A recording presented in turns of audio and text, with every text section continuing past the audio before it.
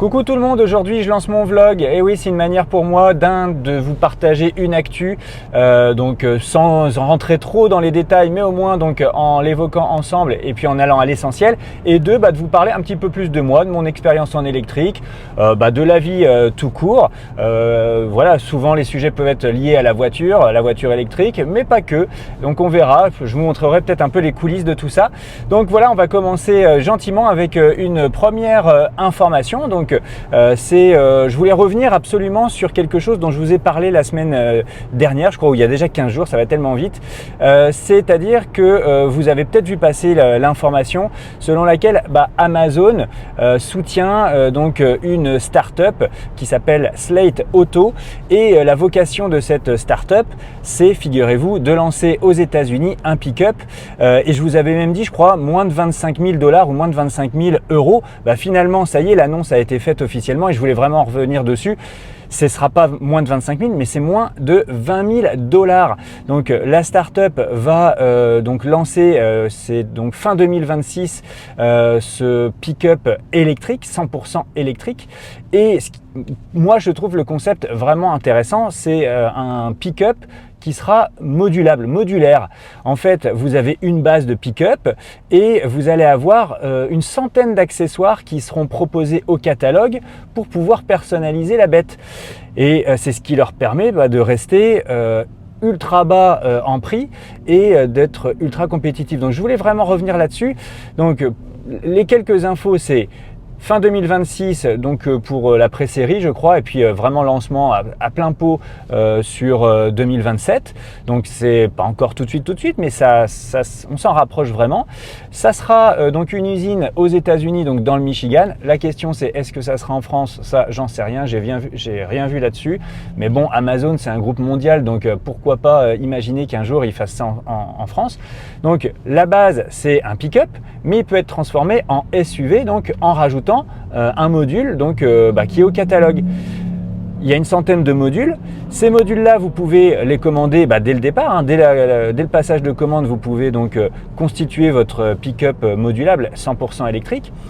Mais ils seront dans le catalogue tout le temps. C'est-à-dire que vous pourrez faire évoluer votre voiture en fonction de vos besoins. Et ça, je trouve ça vraiment ultra malin. Dites-moi en commentaire ce que vous en pensez. Donc du coup, je regarde ma montre pour pas faire trop long. Donc du coup, je trouve que c'est hyper intéressant. Et en fin de compte, ce système-là s'adresse à qui? Ça s'adresse à des gens qui n'ont pas trop envie de mettre 80 000 € dans un pick-up électrique, ou alors qui n'ont pas les moyens de mettre 80 000 €. Et moi, je trouve que c'est vraiment ce qui nous manque maintenant pour vraiment franchir un cap sur l'électrique. C'est vraiment des véhicules vraiment pas chers, Donc, qui dit pas cher dit ultra simple. Et ce que j'ai pu lire sur ce pick-up de Slate Auto, c'est que par exemple, fini les boutons électriques pour baisser les vitres, ça sera des manivelles à l'ancienne. Il y en a parmi vous qui me regardent qui n'ont peut-être jamais connu ça. Moi, je l'ai connu quand j'étais gamin. Voilà, donc je trouve que c'est malin. Pas d'écran sophistiqué de 15 pouces, etc. Non, un support pour le smartphone universel, point barre. Voilà, vraiment, donc ultra basique comme véhicule. Dites-moi ce que vous en pensez en commentaire, mais moi je trouve que c'est vraiment vers ça qu'il faudrait aller. J'espère qu'on aura des véhicules comme ça chez nous en Europe, pas forcément des pick-up, mais quoique celui-là peut être transformé en SUV. Il faudra du coup surveiller le prix des différentes options, mais bon, dès qu'on les aura, on en reparlera. Alors, ça c'était l'actu VE que je voulais partager avec vous. Enfin, en tout cas, je voulais revenir là-dessus avec vous pour compléter la vidéo que j'avais faite précédemment là-dessus. Allez voir, c'est une vidéo que j'ai faite il y a une quinzaine de jours. Et donc voilà, ce que je voulais absolument avec ce vlog, c'est vous parler un petit peu de mon expérience à moi. Et donc l'histoire finalement de ce pick-up abordable, ça m'amène au prix. Et je voulais vous expliquer un peu moi comment j'en suis arrivé à l'électrique finalement en quelques minutes. C'est pas la peine d'épiloguer là-dessus. Je veux faire court, donc ça sera moins de 3 minutes. Mais donc voilà, revenir là-dessus pour vous dire un peu pourquoi je suis à l'électrique finalement. Au départ, pour la petite histoire, j'étais parti sur de l'hybride rechargeable il y a un peu plus de 3 ans maintenant.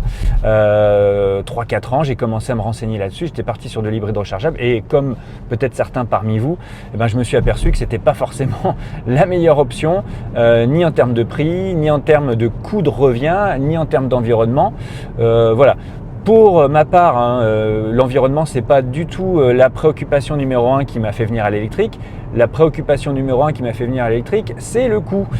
Ouais, moi vraiment, si je suis venu à l'électrique, c'était déjà pour baisser mon coût carburant et mon coût de revient donc de l'utilisation d'une voiture. Voilà, donc c'est comme ça que je suis arrivé donc à l'électrique. Alors, pour la petite histoire, vous pourrez retrouver mes toutes premières vidéos. J'avais commandé un Skoda Enyaq.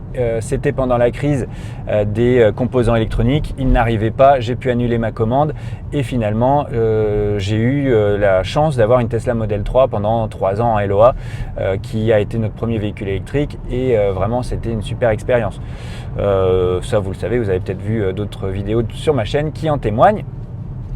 Mais l'histoire la plus importante, la plus rigolote, je trouve, c'est comment en fait j'ai fait pour convaincre la personne numéro 1 du foyer qu'il faut convaincre chez moi, c'est Madame Famille Électrique, de passer au 100% électrique justement.